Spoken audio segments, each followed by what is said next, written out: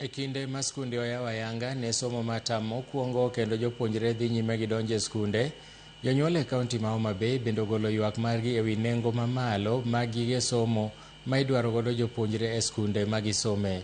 Jonyuol go ywago nengo mag buge, uniform kod mwandu mamoko ma jopuonjre dok godo e skul, gino ma gitudo gi nengo mar ngima ma sani oidho mokalo.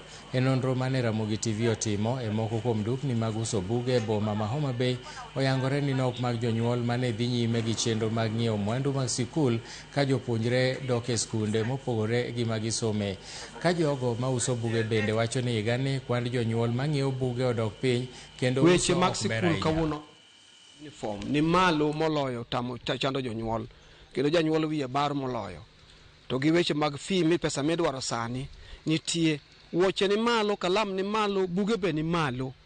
Koro kaka jonyuol timre onge angaika kaka na wuotho kama gi gige nagi tich tek moloyo, ok wawinj mayot kaka janyuol. With us middle class, we cannot afford even to buy all the books, so it is forcing you to buy only the basic books and to buy in bits. Nijaribu sasa kuuliza kama huyu mzee customer ambao kwa ndani, yeye pia amesema yeye pia mahali ambapo anarangua bei imeenda juu, so ananieleza tu kwamba hata yeye kama mwenye nauza hakuna namna.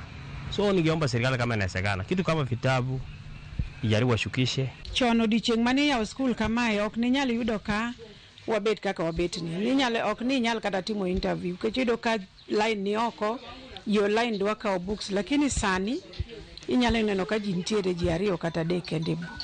Gima tudogo wach ni en ni pesa ni piny e lwet jonyuol.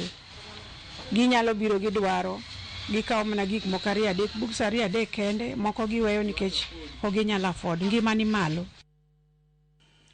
Ka sikunde yawo ne kilese magi ne tam manyien mokwongo higani